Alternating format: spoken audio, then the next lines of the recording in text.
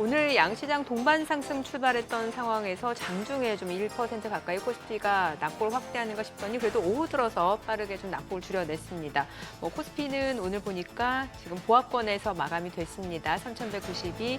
코스닥은 오히려 상승 전환했어요. 0.7% 오르면서 818선에서 마무리가 됐는데 코스피 낙폭이 커졌던 거는 아무래도 SK 하이닉스 영향이 컸겠죠. 네, 모두가 쳐다보고 있는 SK 하이닉스였는데 거의 네. 10%, 9%가량 빠졌습니다. 그 와중에 그래도 삼성전자가 선방을 하면서 그러게요. 주가 지수를 방어했던 것 같습니다. 그리고 코스닥은 결국 바이오 주식들이 네. 상승을 하면서 상승세로 마감을 하네요.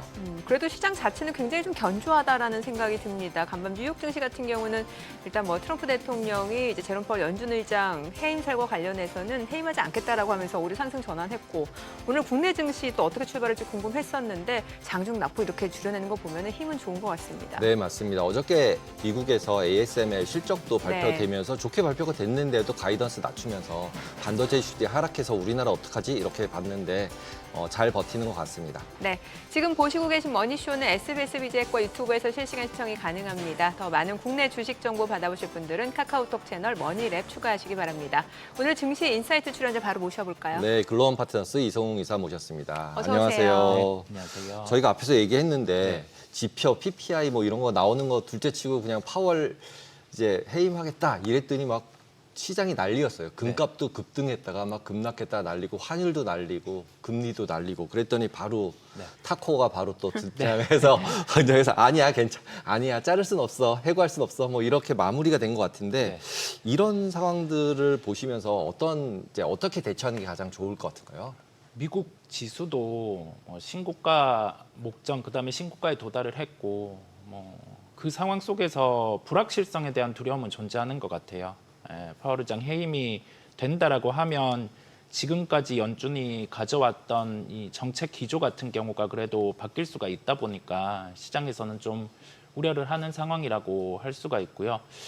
그러면 우리가 생각할 점은 어떤 연준 의장이 다시 올지 말지 지금 지속될지는 결정할 수 있는 바가 아니다 보니까 과연 이 불확실성이 현실화되었을 때 미국 시장이 조정이 나온다라고 하면 주식을 늘릴지 말지 이런 부분인데 미국의 지금 실적에 대한 톤들, 그다음에 관세에 대한 불확실성은 존재를 하지만은 여기에 대해서 각 국가와의 나누고 있는 대화 부분들 이런 부분을 고려를 해봤을 때 그 파월 의장에 대한 불확실성이 현실화된다라고 하면 주식 비중은 늘릴 수 있다라는 생각으로 좀 대응을 하시면 되겠습니다. 네, 지금 이제 나온 지표가 이제 그 이전에 나온 게 CPI 그리고 간밤에 이제 PPI까지 나왔는데 네. 일단은 지금 이 지표들 자체는 시장에 큰 영향을 주지 않았던 것 같은데 이제 앞으로가 좀 문제일 것 같거든요. 당장 이제 8월 1일부터 관세가 부과가 된다라고 하면은 이제 이 영향이 있을 것 같은데 어떨까요? 이 지표에 대해서 조금 해석들이 좀 분분한 것 같거든요.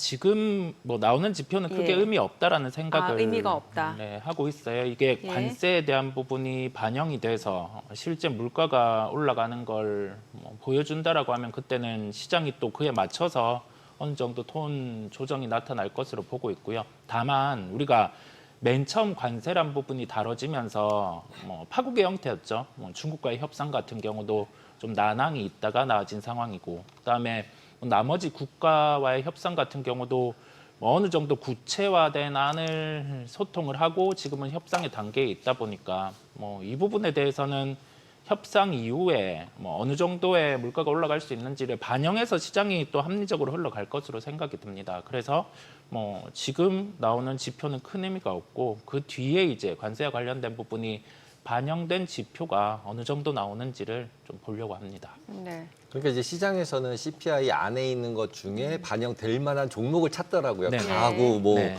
그다음에 의류 이런 거 찾아서 이런 거는 인플레이션 됐어. PPI 안에서도 네. 철강 이런 것처럼 이제 관세가 될 것들은 올랐나 안 올랐나 보면서 이제 결국 해석은 오르는 거다. 인플레이션이다. 이렇게 해석을 하고 있는 거 아닌가요? 네, 그렇죠. 네, 그런 부분에 대해서 우리가 시장이 가장 두려워하는 것, 시장 참여자들이 가장 두려워하는 것은 불확실성이라는 점인데요. 그 불확실성 같은 경우에 그 하나의 항목들을 찾아서 지금은 고려하고 있는 상황이다 보니 시장이 제일 빠르고 시장 같은 경우가 가장 합리적이라는 생각을 하고 있다 보니까 그런 불확실성은 어느 정도 시장에 녹여져 있다라는 생각을 해요. 안 될 시장이었고 이 관세 관련된 부분이 실제 인플레이션을 야기해서 미국의 경기 같은 경우가 침체 형태로 흘러간다라고 하면 미국은 지수는 한번 지금 또 하락 기조로 이어졌을 거라 생각을 하는데요. 우리가 가깝게 올해 초에 충격이 있기는 하지만은 관세에 관련된 부분이 파국으로 가면 그렇게 흘러갈 수 있다는 걸 보여준 거고 지금은 그런 단계는 아니다 보니까 아직은 괜찮으나 뒤에 이제 만약에 관세 관련된 부분의 톤이 또 강화돼서 다시 협상에 대한 기간이 늘어지거나 그다음에 뒤에 나오는 지표 같은 경우가 좀 물가에 충격을 준다라고 하면 시장은 그때는 좀 조정이 나올 수 있음을 열고 대응을 하려고 합니다. 네. 그리고 지금 시장 참여자들이 또 관심 있게 보는 것 중에 하나가 네. 미국의 뭐 10년물, 30년물 이런 국채 수익률. 네. 뭐 해임설 사실 이제 어제 시장 같은 경우는 그러니까 간밤이죠. 네. 일단은 뭐 여러 매체에서 이제 해임 가능성이 좀 언급이 되다 보니까 그때 단기물 위주로 빠르게 내려갔다가 다시 이제 트럼프 대통령이 해임하지 않겠다라고 하니까 다시 또 올라가는 모습이고 네네. 뭔가 이거는 파월이 진짜로 해임이 된다라고 하면은 뭔가 이제 트럼프 입맛에 맞는 차기 연준 의장이 이제 지명이 되고 그러면은 생각보다 금리 인하를 빠르게 할 것이다. 이런 부분이 좀 반영이 됐던 것 같기도 하고요. 그러니까요. 만약에 시장에 충격을 주는 막 안전자산 선호로 흘러간다라고 했으면은 조금 다르게 채권 가격의 네. 흐름이 나타났을 텐데 그와는 좀 더 다른 금리에 대한 부분을 좀 반영을 하는 것 같았어요. 네. 그래서 좀 채권에 대한 수익률 같은 경우는 가파르게 변동이 있기는 했는데 불확실성이 있다 보니 여기에 대해서는 오르거나 내리거나는 할 수 있지만 이런 변동성이 계속 지속된다라고 하면 시장은 주식시장 또한 위험자산 시장 또한 좀 변동성이 있을 수 있다라는 생각을 가지고 있고요. 변동성 지표 자체도 함께 참고를 해보려고 해요. 이게 변동성 지표가 빠져 있다가 변동성이 줄다가 어떤 외부 요소나 아니면은 다른 요소들로 인해서 올라가는 경우도 있다 보니까 그게 이런 외부 변수, 파월 의장의 요소들로 좀 나타난다라고 하면 시장 또한 변동성 있을 수 있다라는 점을 열고 가되 그래도 이 외부 변수 같은 경우는 봉합이 되는 단계일 거다 보니까 여전히 위험 자산 선호는 지속될 수 있다라고 보고 있습니다. 네. 최근에 이제 일본 국채 수익률도 얘기를 계속 많이 하고 있잖아요. 네. 그러면서 이제 엔화까지 원래 엔화가 강세가 되면서 엔캐리 트레이드 청산 얘기가 나왔던 건데 엔화가 약세로 확 돌았잖아요. 네네. 그래서 이건 뭐지? 왜 일본 금리가 오르는데 또 엔화가 또 약세가 돼요. 네. 그래서 이게 엔캐리 트레이드 청산 얘기를 하는 분들이 어쩌다 있으신데 솔직히 지금 엔캐리 트레이드가 청산이 되려면 엔화가 강세가 돼야 그렇죠. 되는데 예, 약세로 예. 가고 있잖아요. 그러니까 엔캐리 트레이드 청산 문제는 아니고 네. 오히려 지금 국채 금리가 올라가서 인플레이션 우려가 있어서 미국 국채 안 사고 일본 국채 산다. 네. 이래서 미국 국채 사줄 사람이 아무도 없다. 네. 이건데 네. 이 상황이 계속 가서 미국 금리가 5% 이상을 유지하면 네. 그다음엔 어떤 일이 발생할 가능성이 있을까요? 그러니까요. 이게 지표가 이런 식으로 계속 고정적으로 위치하고 있다라고 하면 그때는 시장 참여자들의 시각이 또 틀어지겠죠. 위험 자산 쪽은 아닌가? 이게 진짜 인플레이션 같은 경우가 시장에 우리가 우려하던 부분이 현실화되는가라고 해석을 할 것 같아요. 그때는 경계를 할 것이라는 생각이 들고요. 그런 부분이 실제 지표로 나타난다라고 하면 주식은 좀 줄이는 등 부분 그런 부분도 열거나 또는 아마 지금 트럼프 정부의 스탠스로 봐서는 그렇게 야기되지 않도록 약간의 개입을 하지 않을까. 지금처럼 상당한 많은 멘트들을 하잖아요. 예, 그래서 5%가 유지된다라고 하면 주식시장에게는 불편할 수 있다라는 점. 다만 그 시기에 맞춰서 적절하게 지금처럼 트럼프 정부는 개입하지 않을까 그 생각을 해봅니다. 네. 자, 그 가상자산도 좀 여쭤보고 싶은데 미국에서 지금 크립토 위크 14일부터 18일까지 이제 진행이 되는데 그러니까 네. 가상자산 3법이라고 해서 이제 클래리티법하고 그다음에 이제 지니어스 액트하고 이제 안티 CBDC 이 세 가지 법이 한꺼번에 좀 묶어서 패키지식으로 좀 통과되길 원하는 상황인 건데 네. 일단은 지금 지니어스 액트는 이제 상원에서 통과된 상황에서 이제 하원으로 내려온 거고 근데 간밤에 이제 하원에서 부결이 됐다가 이제 네. 다시 트럼프 대통령이 설득을 했잖아요. 그래서 이제 가결된 상황이고 네. 그럼 이제 이게 앞으로 어떤 식으로 이제 절차가 남았는지 좀 궁금하고 자, 이게 실제로 통과된다라고 하면은 실제로 뭐 비트코인, 이더리움 이런 가상자산에 어떤 영향을 미치게 되는지 이것도 좀 알려주세요. 이게 지금 트럼프 정부에서 원하는 건 뭐 국채에 대한 부분의 유동성을 어떤 식으로든 늘려서 네. 기존에 커버해주던 요소 외의 유동성을 만들려고 하는 면이 존재를 합니다. 그래서 작년부터 계속 뭐 고려되어 왔던 게 스테이블 코인 같은 경우를 실제 수면 위로 내세워서 이거를 유동성을 뭐 키우는 부분으로 진행을 하는 거였는데 우리가 하나의 학문으로 접근을 하면 어렵죠. 이건 뭐 유동성을 늘린다, 논리로 늘린다 하더라도 뒤에 야기될 수 있는 게 상당히 그 고인플레이션 같은 경우가 나타날 수 있다 보니까 시장에서는 우려를 하고 있지만은 뭐 트럼프 정부에서는 지금 유동성이라는 하나의 명목을 위해서 좀 진행을 하는 것으로 보여요.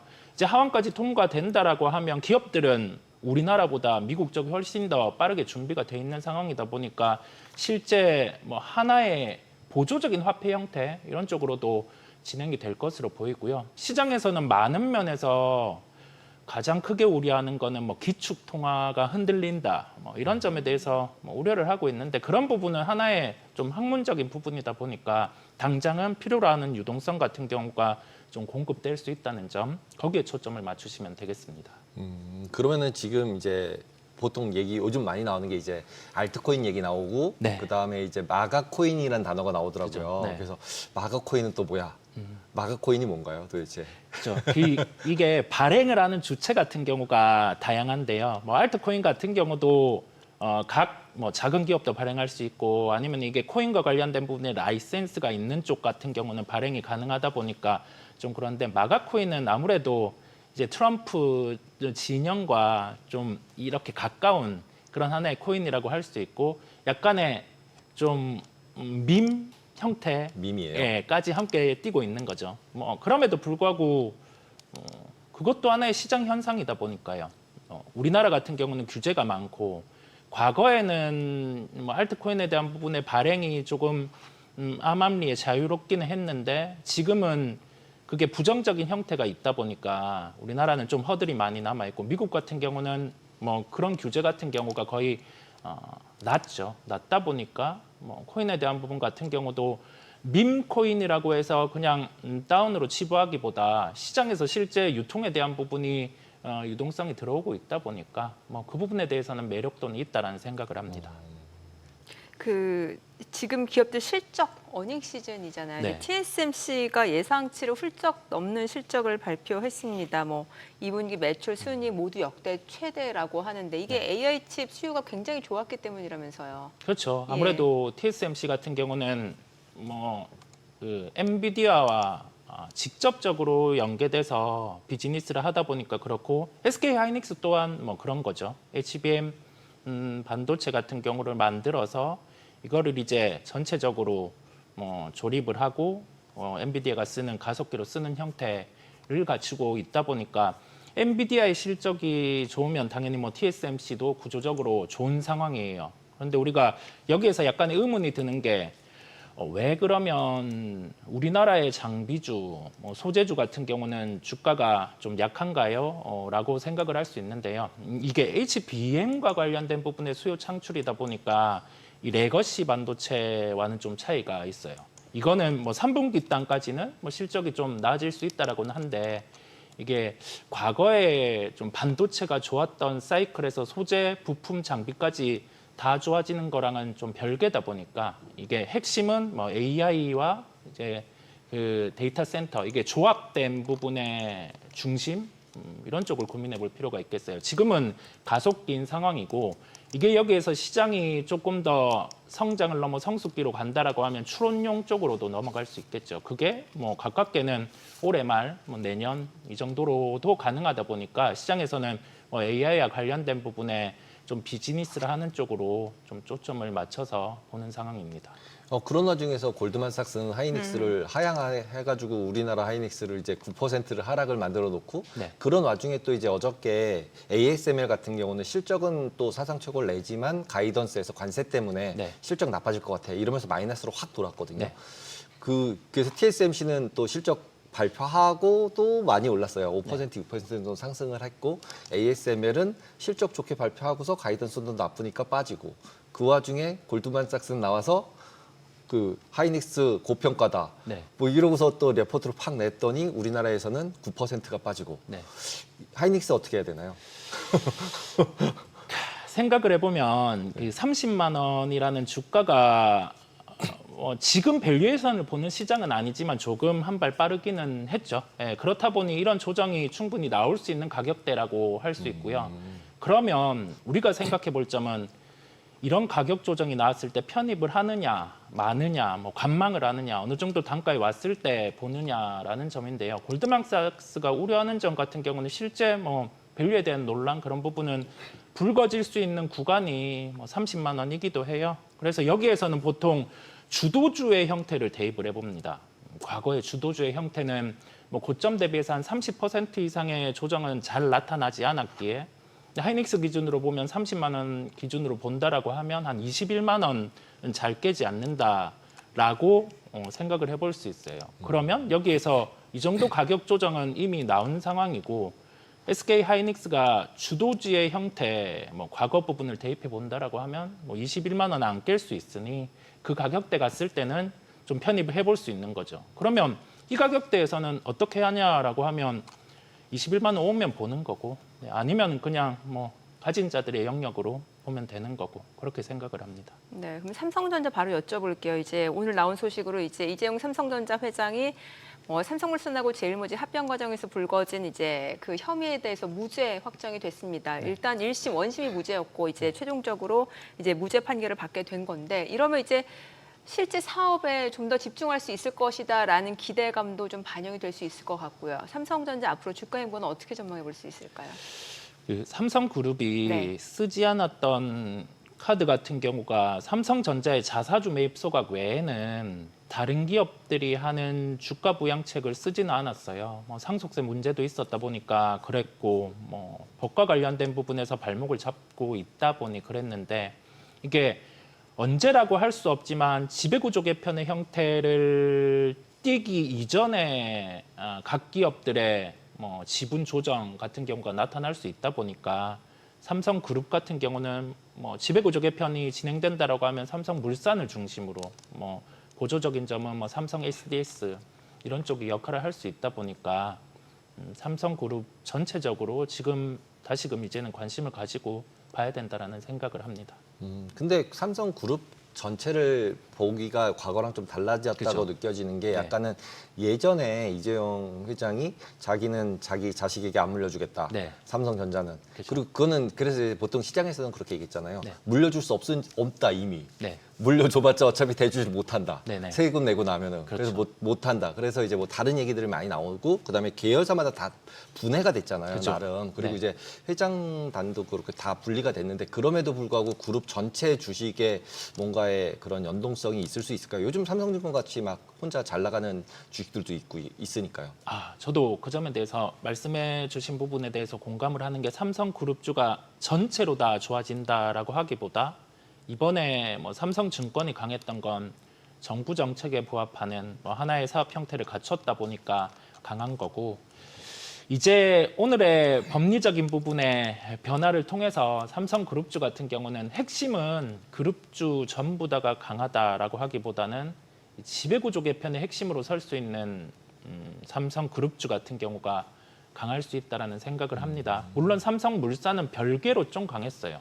그러면 그 와중에 지배구조 개편에서 활용될 수 있는 삼성그룹주가 뭔지라는 생각을 해보면 뭐 삼성 SDS, 그다음에 뭐 삼성전자 이런 쪽이겠죠. 그래서 두 기업 같은 경우를 한번 스터디를 해보시면 도움이 되시리라 생각이 듭니다. 저는 이제 궁금한 게 엔비디아가 이제 중국 H20 수출 허가를 받았잖아요. 트럼프 네. 대통령한테. 네. 그래서 이제 엔비디아 주가는 계속해서 올라가는 추세인데 이러면 사실 직접적인 밸류 체인인 SK 하이닉스도 충분히 좋을 것 같고 또 뭐 삼성전자는 그동안 저평가된 상황에서 이제 뭐 사법 리스크까지 덜어냈으니까 네. 이제 좀 올라갈 일만 남아 보이는데 이제 삼성전자하고 SK 하이닉스 주가 행보가 희비가 엇갈린 게 앞서 말씀 주신 대로 이제 SK 하이닉스는 어느 정도 주가 상단 30만 원이 좀 마지선이었기 때문에 그런 말씀을 주셨는데 네. 취약할 수는 있을 것 같아요, 충분히. 근데 앞으로가 좀 궁금해지거든요. 사실 여전히 엔비디아 직접적인 밸류체는 SK 하이닉스 아니에요? 그렇죠. 예. 네.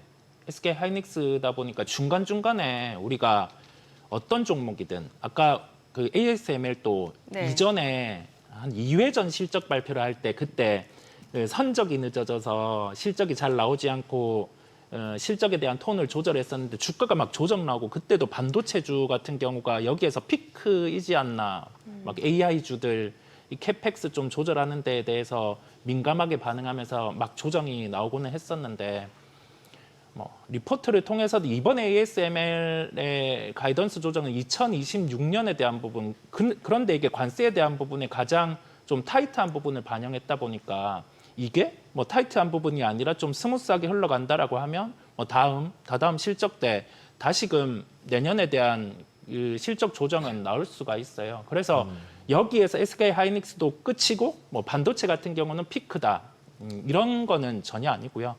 뭐 가끔씩 뭐 리포트를 통해서나 나올 수 있는 조정이다 보니까 한번 뭐 추이를 보는 거죠. 그런데 핵심은 그 AI와 관련된 부분의 수요 사이클을 하나의 뭐 1, 2, 3단계로 본다라고 하면 지금은 한 2도 안 넘어갔다라고 할 수 있어요. 절정에 도달하지 않았다라는 거죠.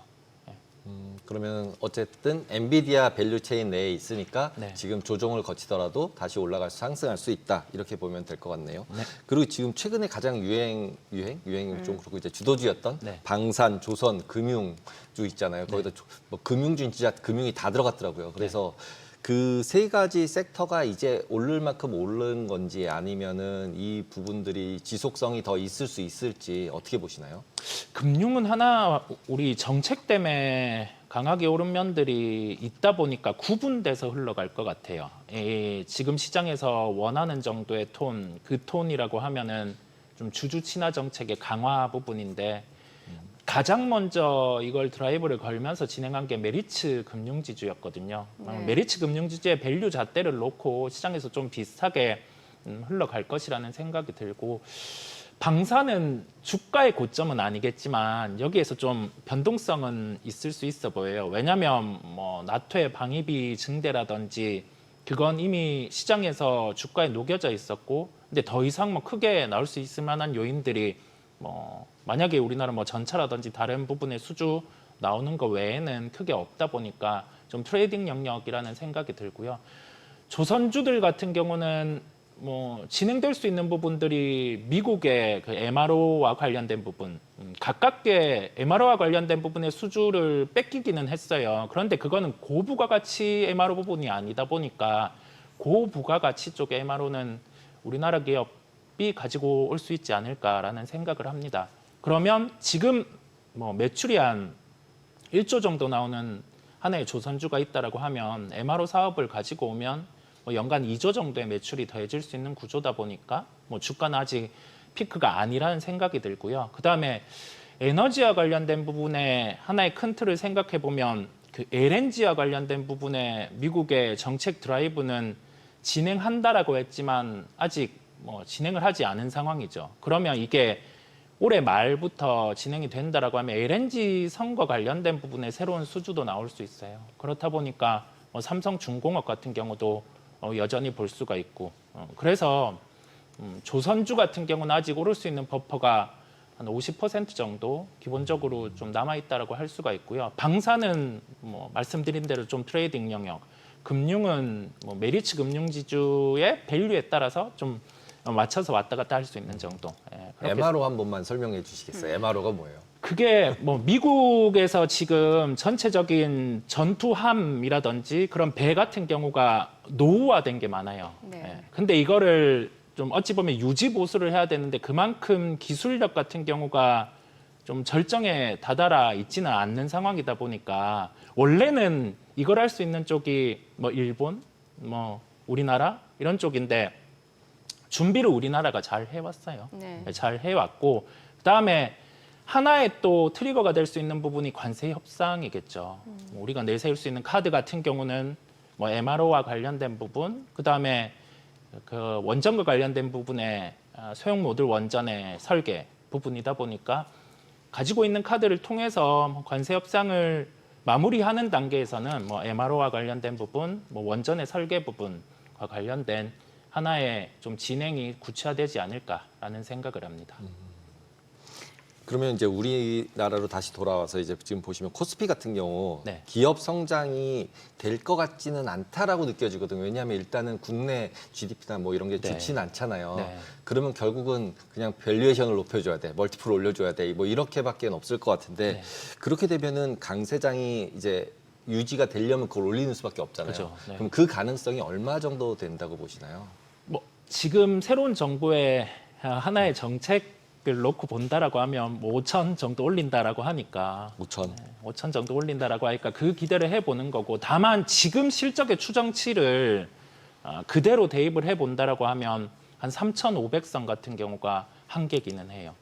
근데 나머지는 이제 정책 드라이브로 만들어내야 되는 거겠죠. 뭐 상법 개정 그런 강화를 통해서 약간 뭐 ROE를 간접적으로나마, 직접적이지 않죠. 왜냐하면 이게 순이익이 올라가야지 약간 질 좋은 ROE인데 그게 아니라 좀 그런 하나의 형태를 통해서 하는 거다 보니까 뭐 어떻게든 뭐 모로가도 서울로 가면 되니까 만들어내려고 하니 뭐 어떻게 되는지 한번 보죠. 지금 그러면 아까 말씀하셨듯이 한 3,500 정도까지는 그래도 가능은 하다. 펀더멘탈하게 봤을 때 그 다음은 정책의 영역이다. 네. 5천 가려면. 네, 지금 이렇게 보면 실적 되겠네요. 체력으로는 뭐 그 정도는 되는 상황입니다. 네. 아니, 최근에 바이오 섹터가 약간 그 순환매 차원에서 좀 움직임이 나타나는 것 같아요. 네. 어제도 사실 이제 코스닥 쪽이 코스피 대비 좀 덜 빠진 이유 중에 하나가 바이오 섹터가 견조했는데, 오늘은 보니까 또 비만 치료제 중심으로 매수세가 확 유입이 되면서 관련 종목들이 많이 올랐거든요. 네. 이쪽은 어떻게 보시나요? 비만 치료제 예.